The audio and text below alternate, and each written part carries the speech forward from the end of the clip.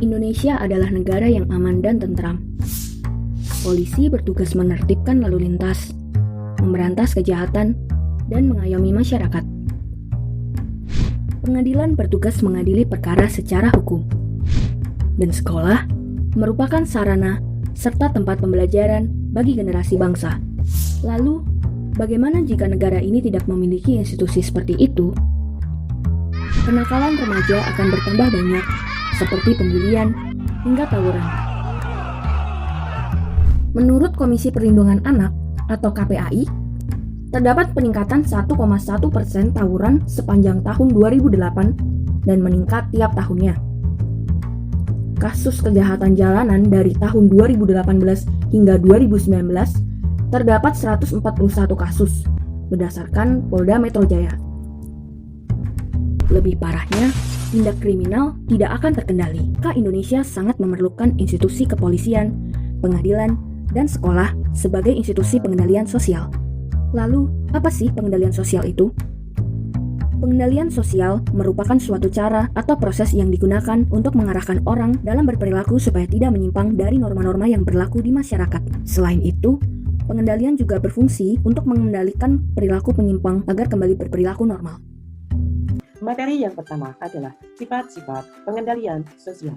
Sifat yang pertama adalah preventif, kedua represif, ketiga gabungan, keempat persuasif, dan kelima koersif. Pengendalian sosial yang pertama adalah preventif.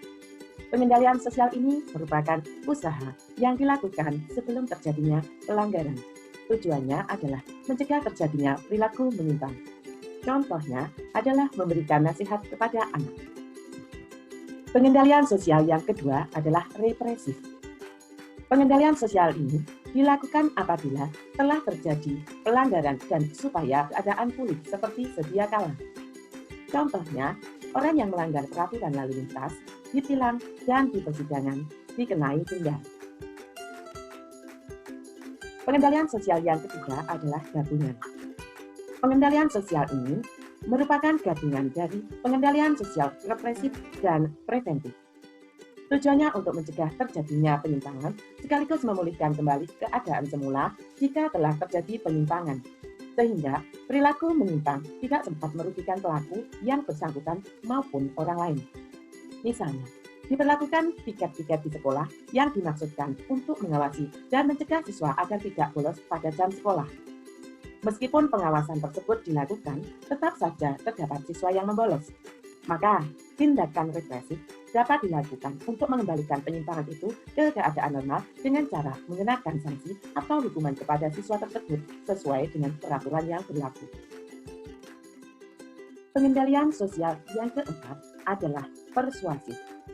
Pengendalian sosial ini dilakukan melalui pendekatan dengan mengajak atau membimbing agar masyarakat mematuhi norma-norma yang ada tanpa ada kekerasan atau dengan cara sosialisasi. Pengendalian sosial ini dapat dilakukan dengan cara 1. Lisan, yaitu dilakukan dengan mengajak orang mentaati aturan dengan berbicara langsung dengan bahasa lisan atau verbal. Contohnya, penyuluhan dari pihak kepolisian tentang bahaya narkoba. Kedua adalah simbolik, yaitu dapat dilakukan melalui spanduk, tulisan, dan iklan layanan masyarakat. Contohnya, spanduk-spanduk yang mengajak masyarakat untuk menjauhi narkoba. Pengendalian sosial yang kelima adalah koersif. Pengendalian sosial ini bersifat memaksa atau menekankan pada tindakan yang menggunakan kekuatan fisik agar anggota masyarakat berperilaku sesuai dengan norma-norma yang ada dalam masyarakat. Upaya ini dilakukan setelah cara persuasif tidak berhasil.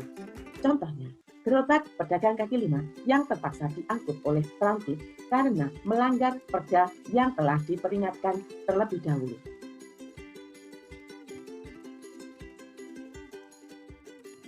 Materi yang kedua adalah cara pengendalian sosial. Caranya ada 8, yaitu cemoohan, teguran, pendidikan, agama, gosip, ostrasis, fraudulence, dan hukum. Mari kita bahas satu persatu. Cara yang pertama adalah cemoohan. Jika ada warga masyarakat yang melanggar nilai dan norma yang berlaku, maka dicemooh agar tidak melakukan perbuatan itu lagi. dan diharapkan anggota masyarakat lain mengetahui jika perbuatan tersebut melanggar nilai dan norma yang berlaku di masyarakat. Kedua adalah teguran. Teguran dapat berupa peringatan baik secara langsung maupun tidak langsung pada orang yang melakukan pelanggaran norma-norma dalam masyarakat. Ketiga adalah pendidikan. Pendidikan adalah proses yang diawali sejak lahir, berlangsung sepanjang hidup, dan merupakan pengendalian sosial yang efektif. Jika pengendalian sosial melalui pendidikan ini efektif, maka bentuk-bentuk pengendalian yang lain hanya sebagai pendukung. Keempat, agama. Setiap pemeluk agama yang taat akan mengakui kebenaran ajaran agamanya dan menjadikan ajaran agamanya sebagai pedoman dalam bertingkah laku. Jika melanggar ajaran agamanya, ia akan merasa berdosa dan akan berusaha untuk bertobat. Kelima, gosip. Gosip adalah berita yang menyebar secara cepat dan tidak berdasarkan kenyataan. Biasanya terjadi apabila kritik sosial secara terbuka tidak dapat dilontarkan. Dengan gosip tersebut, individu yang berperilaku menyimpang akan merasa malu dan bersalah sehingga akan berhati-hati dalam bertindak. 6. Ostrasis atau pengucilan. Ostrasis adalah apabila seorang anggota masyarakat walaupun diperbolehkan bekerja sama dalam kelompok masyarakat tetapi dia tidak diajak berkomunikasi. Tujuannya agar anggota masyarakat yang bersangkutan atau anggota masyarakat yang lainnya tidak melakukan pelanggaran terhadap nilai dan norma yang berlaku. Ketujuh, fraudulence. Fraudulence adalah pengendalian sosial dengan cara minta bantuan kepada pihak lain yang dianggap dapat mengatasi masalah. 8. Hukum. Hukum adalah apabila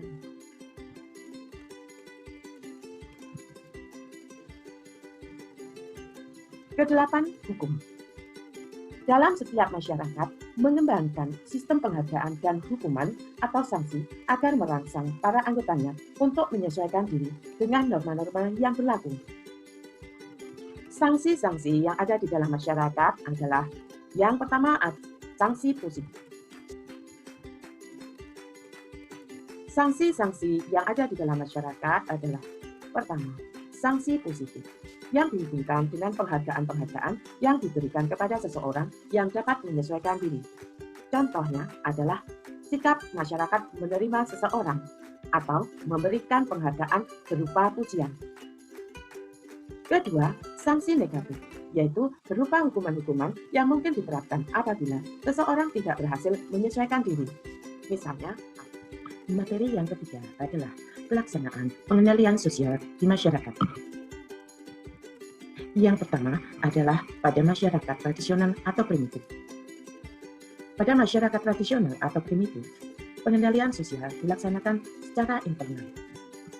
Pengendalian sosial secara internal ini dilakukan oleh komponen masyarakat itu sendiri di bawah koordinasi pemuka adat dan tokoh masyarakat dan dimulai dari pengendalian diri dari tiap-tiap individu anggota masyarakat, serta pelatihan-pelatihan yang berkaitan dengan pembudayaan nilai dan norma dari generasi tua kepada generasi muda. Apabila pengendalian sosial secara internal ini berhasil, maka sesungguhnya pengendalian sosial tidak memerlukan aparat formal seperti polisi, kejaksaan, dan pengadilan. Yang kedua, pada masyarakat modern.